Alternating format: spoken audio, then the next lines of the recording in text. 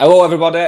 Welcome back to Dogcast. I know it's been a while. I've been keeping myself busy learning the guitar, a bit of reading. So we're finally back on it. And what a guest we've got. We've got Barrie McDermott. How are we doing, pal? Yes, I'm good, thank you. Thanks for the invite. Looking forward to it. Oh, me too, mate. Me too. How's lockdown treating you? What's it look like for Barrie McDermott? Obviously, you've got your Sky commitments. I've seen you doing quite a bit of training on Instagram. And obviously still involved with the past players at Leeds. So how was that looking now in lockdown? Well, not too bad. I will say we're all fit and healthy, which is an absolute priority in these times. Yeah. But I'm very busy, mate. What I am is I'm a 3-job person. I have my Sky stuff, which is 2, 3, sometimes 4 days a week. Yeah. I also work as a business consultant for a foreign currency company, and I also have my own company that I'm involved with, a guy from Wigan, actually, a guy called Phil Hawthorne, that deals in funding and finance and stuff like that. So a couple of sales jobs, which I do enjoy. I enjoy the separation of getting away from rugby. But rugby's our life, isn't it? And it's funny about training.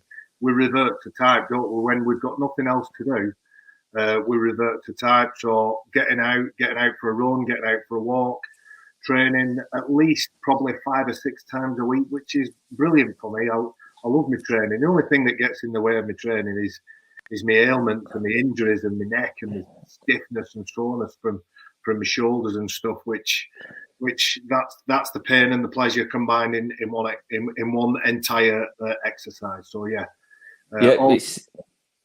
it seems like you can't stay away from Wigan, mate. Obviously, I had a bit of a stint at Wigan, and now you're past career. You're on the Wiganers. I'm happy to stay away from Wigan. Although I do like a Wigan kebab now and then. I do like a pie. When we get our fixture list, what I'll do is I'll look and I'll say, right, so it's Wigan versus Leeds on a Friday night. I give myself an extra half an hour or an hour on that journey. There's a pie shop that I like on the road on the way into Wigan. Now, you'll probably know where it is, but I can never remember what it's called. You know where Sean Long and his dad used to live on that lane? Yeah. A little bit further on, there's a petrol station on the left, and there's a couple of shops on the right. Now, it's famous, this pie shop, and I'll go in there. I can't remember the name of it. I'm trying to think. There's that many pie shops in Wigan, mate. You've not really narrowed it down for me. That's my favourite. I'll get a meat pie with all the juices dripping out and burning my tongue, and then whatever's the pie of the day. So there you go. Yeah, that's it. Got people. Wigan kebab, for people that don't understand, is a pie on a berm cake, not a bread cake, berm cake. And then there you go. There's your Wigan kebab, famous around here. Should we get into it, mate? I want to start off, and we'll go right back young and talk. Obviously, you lost your eye when you was really young. Do you want to talk us through how that happened and how old you was at the time? Yeah, so I was 15. As a kid, I wasn't an academic kid. I was very much hands-on. I was quite sporty, quite athletic, quite fit and enthusiastic at anything I did. And the army was a good outlet for me. I was in the Army Cadets in Oldham, on Rifle Street in Oldham, heavily into that, really passionate about going and seeing the world and exploring places. A Saturday morning, a pal of mine and me went shooting with a couple of air rifles. A pellet hit my nose, went into my eye, blinded me there. It was the 5th of December, 1987, so a long, long time ago. Yeah. And the reality of that day is something that changed my life in what at first was a negative experience. I would say has not defined me as a person, but it has molded and shaped me into this. I would say strong person, mentally strong person. I mean, you've got a connection in your birthmark, my eye. It's something that to the outside people would say, well, why would you choose the life that you're in? I wouldn't change a thing because it's my unique selling point, as they say in the sales world. But it's what proves to me that there aren't many things that can keep me down. A lot of things knock me down because I'm only human, but I'd say there's little to nothing that can keep me down. Yep, and that's probably the main reason that I wanted to speak about this topic is because of the link there and some of the stuff I've discovered about myself in the last couple of years since talking out about my birthmark privately to people who I open up to, but then all publicly as well. But in lockdown, I've been watching some podcasts. It's a Don't Tell Me the Score one on BBC, and they get players on or athletes on who talk about how sport and the mindset and tools they've used helps themselves in life as well. And a lot of people speak about things that happen to them, so bad incidents or experiences that happen to them. Yeah, we wish that it wouldn't happen. And these are conversations I've had with Don Crosby. You wish it wouldn't happen. But then when you look back and look how much they've affected you and changed you and you've learnt from them, are massive. So the thing that I figured out with my birthmark was that it gave me this fear of embarrassment when I was a kid. And I didn't understand. I didn't know that until I was 25 and I started to realise I had some traits that I didn't like about myself, and I started opening up about them. That then made me think there's only one thing it can be, is my birthmark. So why am I doing these certain things? And then I realised that it all went back to my birthmark and this fear of embarrassment and being ashamed of it and not accepting it. So I started to accept it. But through that story, I started to realise that all these traits that made me get to where I was as a rugby player, being so determined, just wouldn't lose, just wanted to every second that I was on a training field or playing rugby or any sport, I just wanted people to see me for doing well with sport and not for my birthmark. When you think back to your losing your eye, what changed from that? Was you aggressive before that? Was you determined, or did them types of things come with losing your eye? And was there some sort of, was it all mental? And just, I'm not taking shit from anyone, or was there some sort of insecurity with losing your eye? Insecurity, embarrassment are very good descriptions, very good adjectives for this, for looking at the layers behind who you are. So, was I aggressive before my accident? I think you'd have to ask my family, and my family would probably know what a lovely kid he was. Yeah, no moment's trouble. My family background, big Irish Catholic family, full of women, full of love. My mum, my dad, my sister, my grandma, real bedrocks in my early life, and still I know, a close family now. So I was always a pleasant kid, always a loving kid, always had, a smile on my face because I loved life. Yeah. But the why, so people, athletes, successful people talk about what's your why, why you do what you do. Well, probably very similar to you. I didn't want anybody to tell me that I couldn't do anything. So it was that stubborn, that stubborn pig-headedness that was like, no, well, forget you. I'm not having anybody tell me I can't do stuff. And then that quickly molded and shaped itself. So I would say, and see if this registers with you, Brad. What I know and what I understand about myself now is I walk in our room of complete strangers who know nothing about me or rugby league, and I am somebody that people double take. Yeah. Because there's something there, isn't there? Yeah. Yeah.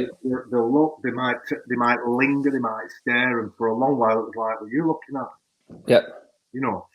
So you come to terms with that and you think, right, well, that's me.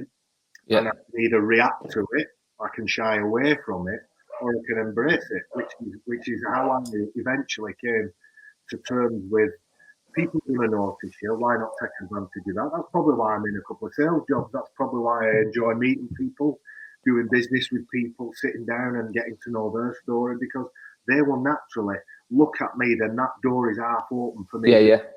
Hello, mate. How are you?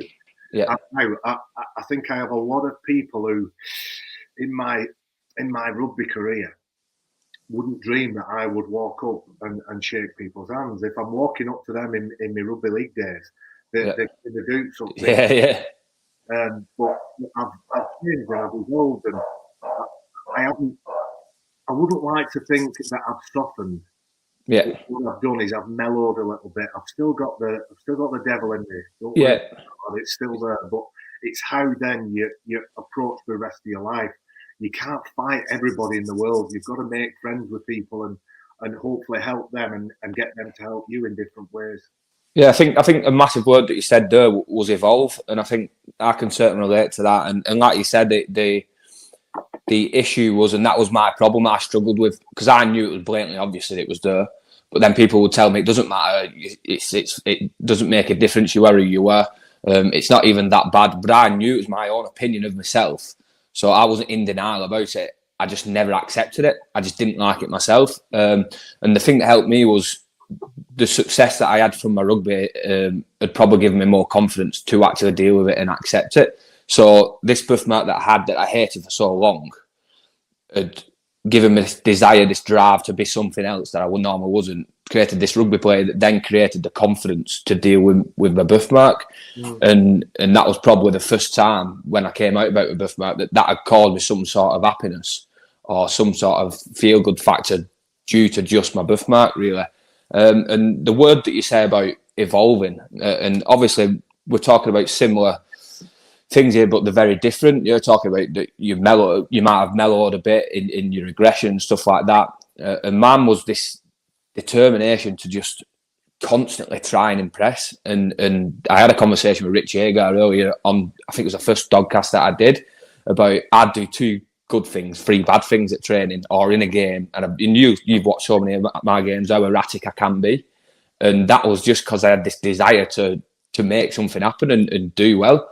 Now, that trait was a great trait. It got me to 18-year-old, 19-year-old, where people were impressed by it and they wanted to see where I went. And I don't think if I didn't have that, I wouldn't have got to where I got. But at the next level at Super League and to play my position, I needed to be composed. I needed to evolve.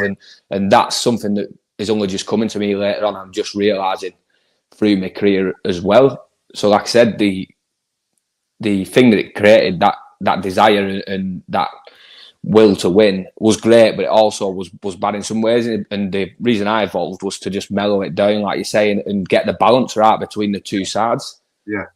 And it's on and off with me because I'm a little bit further down the track than you. So on, it was always about, well, I'll show you, I'll hit the biggest, and then I'll go down the pecking order until I've finished with everybody. I'll knock the lights out because that's what I can do.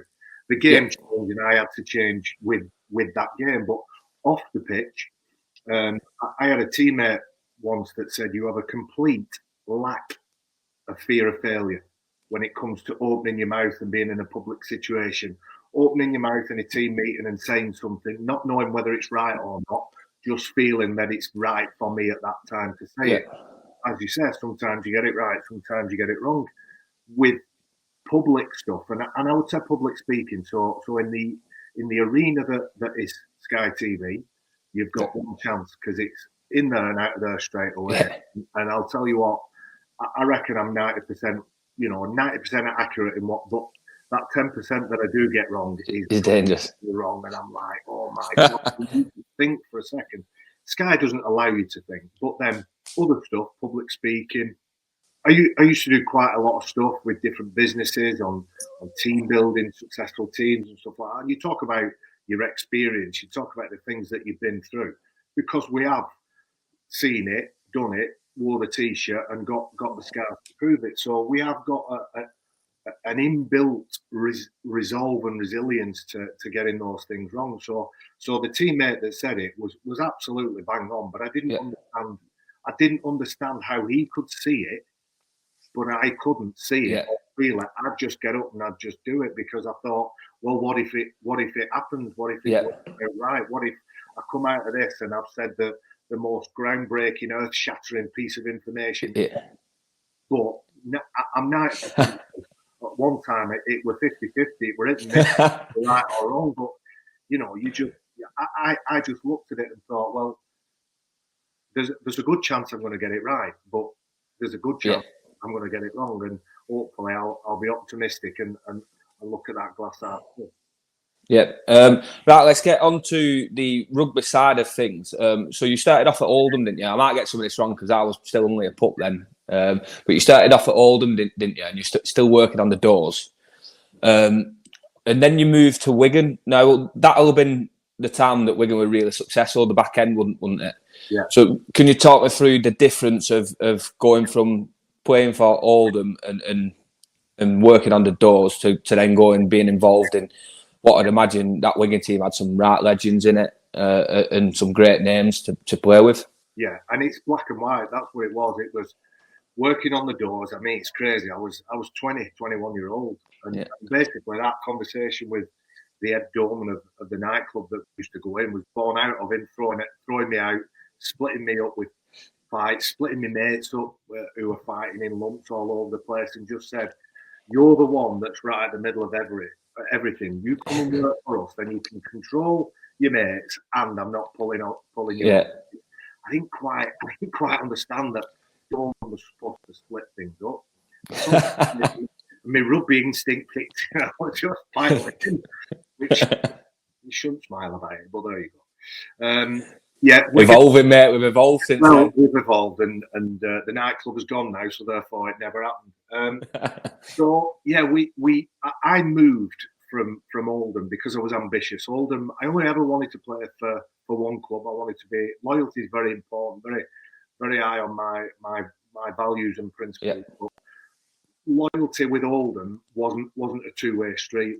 Oldham saw a young, promising kid that they wanted to get some money for. They ended up getting something like 80 grand for a 21, 22-year-old kid who moved from Oldham to Wigan. And when I went to Wigan, it was about winning. Yeah, right. They had Fran O'Botica, Sean Edwards, Martin Fire, Tuaga Marler in the backs. A young Henry Paul joined just into the year. Who was an outstanding player, outstanding talent. In the pack, they had Kelvin Skerritt. Martin Dermott was just over the edge, so Martin Hall was the number 9 at the time. Neil Cowie, Tez O'Connor and myself joined at the same time, so we were very much competing with Kelvin, Cowie, and then Scott Quinnell, who came later on for those front row spots. But Dennis Betts, Andy Farrell, BJ Mather, Mick Cassidy, great players. Phil Clark. So absolute world class rugby players who did everything right. So I would sum up the difference in this. So played for Oldham, it was about give your best. If you're going to lose, you go down swinging. Yeah. Because Oldham not really expected to win as much as a team like Wigan was. Yeah. So you go to Wigan and it's about winning, and not just winning, but annihilating the opposition. And if you weren't in the top 3 players, then who are you then? We're not interested. Yeah. So on a Sunday night, we all worked. So on a Sunday night, we'd have a few beers. We'd chase girls around Oldham. We'd have a few pints and get in too late and be rough and stiff and sore on a Monday morning. But you'd gradually get through it. At Wigan, if you weren't playing, people like shrugging their shoulders at you as if to say, you should be getting yourself fit and ready to play. Yeah. With that change in mindset that I struggled with for a while. Eventually, I got there, but it was too late, and I got me moving. It was the best thing that ever happened to me. I'm forever indebted to our club. It's the best club in the game. And the thing that I want to touch on with that is, I've listened to quite a few. You do get really what's the word? Very opinionated legends of the game that say the game's a load of rubbish at times now, and the standard's not great. And this is topics that I've spoken about quite a bit, and I just say it's a totally different game. Now, I might be too young to look back and realise the standard of some games. When you watch them back, it's just a totally different game. Now, to say if you put them legends in our environment now and put them in, I would imagine they'd be just as good as they was and stand out in the crowd. But it's just one of them things that it's just a totally different game, different defensive systems, different attacking systems, different fitness. Now, you was someone that probably bridged that gap, and you probably, with the aggressive side of your game, still had that old school forward mindset, really. So what would your opinion be on that, the change from the old school rugby league to that professional environment of Super League? So when I started, so my first game was against Sheffield Eagles. My second game at home was against Lee Centurions, who had a couple of really burly players in their setup. The guy that was on the opposite, I started my first 2 games on the bench. The guy that was opposite me was a guy called Tony Cottrell from Lee, who I didn't know anything about him, but I was given the advice during the week, look, you just need to get over your opposite number. Yeah. So I've gone in and I've done what I've done, and it was rushing out the line, being physical, a little bit aggressive, bit of headbutting in the scrum and stuff like that. And it all went on because literally you had to get over your opponent because everybody in that single-minded, I've got to do a job on my number, doing the thing that they were doing against their opposite. If that happened, then the team would perform and do really well.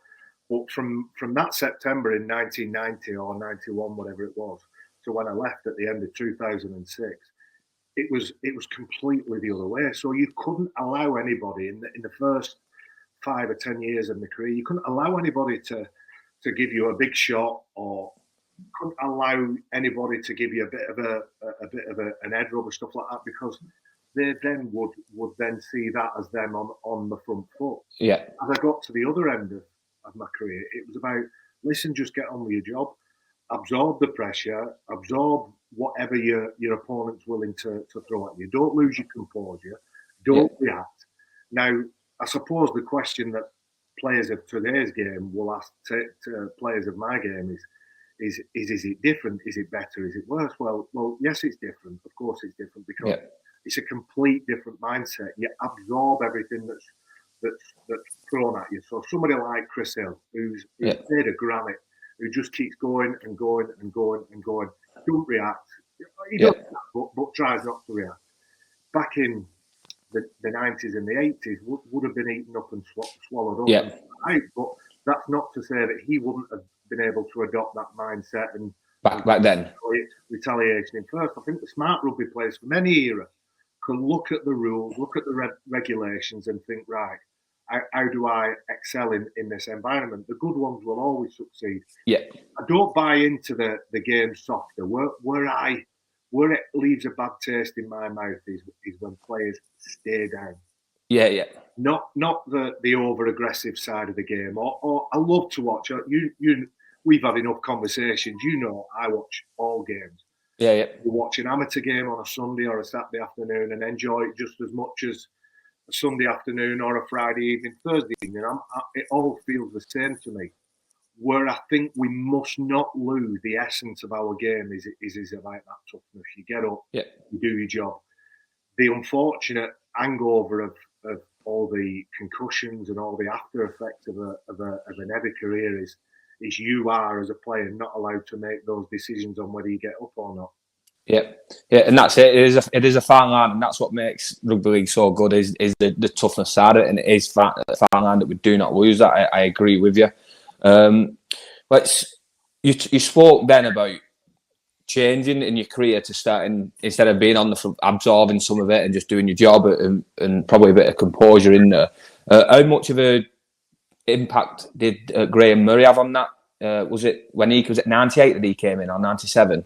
Yeah, he came in, yeah. Because obviously he had some difficult times under him, missing out on finals. And then you came back, was it the London Challenge Cup final that you ended up playing in after the one that you missed? I would say, and it goes back to what we said about that desire and that will to impress. I'd say I nearly always fell foul of a coach at some point because I was always trying too hard. I was always trying to, do what I thought was best for the team. But Dean Bell was the first coach that I had at Leeds, but Dean Bell was only the coach because Dougie Lawton left. Yeah. I initially started talking to Leeds through Dougie Lawton, then signed under Dean Bell. Dean Bell came from Wigan, having spent the back part of his career at the Warriors. He came back to the country, wanted to play a certain way. Didn't really suit me, but I knew, having had the experience at Wigan, you've only got to please one person. That's the one on the team. You've just got to give him what he wants. Yeah. Sometimes you get a little bit of leeway with that. Well, Graham Murray, at first, we clashed a little bit, but hey, that's just the perils of elite sport. You can't always have all the answers. Sometimes you're pig-headed and you don't want to listen. There are other times, and when you are in those times where you don't listen, you can quickly get the thing that you value most taken away from you, which is playing. So when Graham came, he wanted it a certain way. When I understood that, then he gave me license, and we had a right pack. We had a monster pack of animals. I'll tell you the pack. So Darren Fleary was my front row partner. We had Tesman Booker, we had Anthony Farrell, Adrian Morley, a guy called Mark Glanville, and Darryl Powell in the mix as well. And they were just tough, mate. They were just hard. It was brilliant playing in that pack because I knew I could be as vicious. I could bully people because I knew. You had them back up. Unlike different parts of my career, a lot of the times I was at the point of the arrow, if you like. But in that era, it was anybody's choice to be at the point of the arrow, and everybody were behind him, just waiting to rip in. And Graham brought out that he wanted a fear factor. He wanted us to intimidate. He wanted us to be controlled in our violence, but violent at different parts, because he thought that if we could do that, then it would allow the Yestin Harrises, Darryl Powell's, Ryan Sheridans, players with wonderful rugby league ability behind us do their stuff, which it did. Yep, and you're the only. I believe this is not my fact. Someone's given me this fact. You're the only person that played in 1999 London Challenge Cup win and played in the 2004 Grand Final. I think you're the only person that bridged that gap. I've got a lot. I've got quite a few personal and team accolades. You look at what you've got when you finish, and I'm really proud. I would love to have been part of the real glory years where the Rhinos were doing 3 on the bump and all. But listen, I'm grateful for what I got, which I was the first to get Cup, Grand Final and World Club Challenge in 05 as well. So yeah, when you talk about bridging the gap, it's bridging the gap of changing mentality, changing attitude, turning up to a game at Wigan, Central Park as it was back then, or DW, JJB, whatever, and thinking we're on here, lads, we're going to win. Yeah. All we've got to do is we've got to play to our maximum potential, and we'll get the win. So the bridging of that gap was no accident. You know, Gary put a lot of those things in place. Had some good coaches, Graham Murray being one of them, Powell after that, Dean Lance in between, not quite as successful. Then Smithy, I know a bloke who's had an impact on your career. All people that were very fortunate to follow or predecessors to one another, because they all completed that journey and that jigsaw puzzle because of what came before and what followed them. Yeah, and you mentioned one thing that you tasted, obviously success at Leeds, and you mentioned that golden era that they had and all the success. And mate, like you say, it's such a great club to play at. It is Leeds, and I did quite a lot of time at Warrington. I was fortunate to come through and play rugby at Warrington for a successful time and played in some big games there and was involved in some. But the difference, and we've not been great the last couple of years, and it's still an occasion every Friday night to go and play at Headingley and stuff like that. Especially now, I won't take it for granted because of it. Well, I'm up out of contract at the end of the year, so I could have played for the last time, and that way I could have played for the last time in front of an Headingley crowd. Hopefully not, but I can only imagine how good it was to be playing week in, week out there when you best team at comp or winning comps year on year. Just be amazing. My mind goes back, and my best memories are against Bradford's, Wigan's, Saints, because it's the best games, it's the best teams, the best players, the best atmospheres, and you've got to be on your money, and you've got to really step up to the level of not only what you can be, but the people around you and the people in front of you. But the Bradford games were also. I feel sorry that Bradford are where they are now. I'm good to see them back. You got a little taste of it in Burrow's game, where you just felt that electric atmosphere. I think Rob's game were different for many reasons, but you sense the essence of what we used to get in them Bradford games. But I think it comes down to I remember walking in Leeds, and this is a story that I love to tell, because it's where my affection and love from Leeds was born, and the journey began. Walked in the boardroom, the old boardroom, and saw the pictures on the wall of people like Sid Hines and David Ward and real stalwart servants to the club, the great John Holmes, of course. I looked at them and I thought, I'd love to be able to be, part of this history. Not ever dreaming I'd have a photograph up or an image up, which, of course, I'm lucky enough to be part of that now. But I just looked at it and thought, if I can give them the loyalty, the service, the passion and the pride that I've got, you know, then hopefully I'll be in the mix of stuff moving forward. And Warrington's a great club. Saints, Wigan. I've spent some time at Wigan, but nobody touches Leeds for what they do for the community, for a club that's in a city. They put so much time into the community. Everybody's out. We're in different times now, of course, but you know, it's 500 appearances. Yeah. With the Rhinos going out to hospitals, hospices, amateur clubs, schools, just getting in there, and it is the foundation because it's foundation led, but it's purely the foundation. The first team squad are out there giving the time up and making themselves role models without a doubt. You've got to be a role model because young people have to have something to aspire to, but you've also got to be approachable and show that humility and show that, you know, I come from Waterhead. You came from St Jude's. Did you? You were St Jude's? No, can't. You got, mate, come on, Rosebridge. Rosebridge. It's not that bad. You could have said St Pat's. If you said St Pat's, I've hung up. Sorry.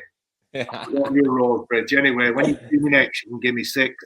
You know, we all come from humble backgrounds, humble beginnings, and you go off and you do what you're doing. But one thing that rugby league in general, but I think Leeds essentially never lets you forget that you know, we've all come from somewhere. Eventually, we'll complete that curve, if you like, and we'll be back in the community. We're either coaching our sons or doing presentation nights, or just generally going up and watching a match and having a beer with lads who we used to play with. Yeah. One last question for you, mate. It's been classed out, and we spoke a lot about changing and evolving. And obviously, you've been through quite a lot of that with your experiences. And we had the sad news of losing Jordan Cox last week, who played with us. And for people that didn't know Coxie was like me, but 10 times as loud. That's what he was like, and it just brought energy and everything to the room. And it's such a shame, but obviously a couple of us played with him at Warrington, and it just brought me back onto a question with you and Tez Newton, and that was probably a massive moment for the state of mind and mental health and awareness, and just the difference that you see now. So many people are speaking out about mental health at the moment, which is great, and getting rid of that stigma. How much of a difference now when you think back to that time with Tez and to the time to know and how different it is with mental health? If I talk about Tez Newton, I would like to talk about the day and the morning of Tez Newton's unfortunate incident. So we were at Warrington, funnily enough. We were doing a championship final. Tez, me, were working, I think it was Featherstone against Halifax. And the boss, the guy that runs it, Neville Smith, he's not there anymore, got a message up to us and said, "Listen, lads, turn your phones off. We're getting a bit of interference on the signal." So both clicked our phones off. We got to half time in one of the matches, and then he came up and said, "Look, Tez Newton's committed suicide," and we were both in, you know, floods of tears, because it was a bit anger, a bit disappointment because I hadn't spent much time with him because he was off doing different things. Tez, everybody knows the stories of the sort of last 6 or 12 months of his life. He was, you know, he wasn't himself in lots of different ways, and then, you know, that sadness of his kids, his wife, his family that we all knew really well. But from that incident, from that moment, we all now, all of us, will say, "How are you?" We'll say, and it's not an empty "How are you? How are you doing? This is what I'm doing." It's "Are you okay?" The phrase "Are you okay?" has come into, you know, it's a bit like social distancing. You, at the time back then, you recognised, you know, it's all the time, always saying, "Are you okay?" And I think it's great. I think it's terrific that your generation will say it to one another. I'm now on the players committee. I've been for the last 4 or 5 years. We have an ex-players group. I run basically my lot. He will run his lot, which spills into your lot a little bit. And we have quite a few where we're all mingling together. Now I try to deal and speak to the 70s and the 80s lot, Colin Maskell, who's going on to the England management setup, runs the 70s and the 80s lot, and we're all talking to one another. We hopefully get players to understand when you leave the game, what you'll think is, I've got no team, I've got no changing room banter, I've got nobody I can chat with. Well, what we're trying to do with Masky, JP, and myself is create that bigger changing room, create that little sense of fun on a wider basis. So instead of you being 20, 25 lads in a changing room, you've got 45, 50 lads on a WhatsApp group. Now you know WhatsApp groups. They're not the same. I don't know if that sounds like a good idea or a bad idea. It varies from happy birthday to, abuse, and then some of the fun videos that you get sent. But what it is that interaction and it's that connection, and we're all blessed with a little glimpse at 12 months, 2 years, 10 years, 20 years of our lives. But the truth is, you've got 70, 80, sometimes 90 years of a life and existence. And if that 10 years is the highlight of your life, and you continually revert to, when I was young and when I was fit and when I was somebody, then you're not quite prepared for life after rugby. So we're hopefully trying to help one another with that. You lads are more prepared. The ones that follow you will be more prepared. But we've just got to keep being there for one another. We have a camaraderie, whether we've played with or against one another, and we have a connection and a bond. I think that'll do us, mate. I think that's bang on. It was good. Sorry, I think enjoyed it. A bit dark there when I was, because I'm sat in the front room. So yeah. Put 50p at meter. I don't put the lights on during the day. So now I'm at home with 3 kids and the missus. All I'm doing is turning the heating down, opening the windows, turning the lights off, shutting the doors. I'm just doing laps of the house. You say like my dad, mate. That's what he's been saying to me. You left that pissing door open again. Not switched like that. Yeah, mate. That's what he's. No, I get Bernard Dwyer, don't mate. My dad will go mad. I get Bernard Dwyer all the time, mate. Yeah. Bernard Dwyer's my dad, and he goes mad with my dad about it. You had in Benidorm last. I know. I remember a picture. I seen a picture of you that was in Benidorm. Yeah, he was dressed as a fairy, I think. I was just walking, just nice and civilized. Oh, I bet he was. Well, for some reason, I don't believe you, mate. Listen, well done, mate. Keep up the good work and keep Cheers, mate. Content out there. Pleasure being on. Yeah, keep safe, pal. See you again.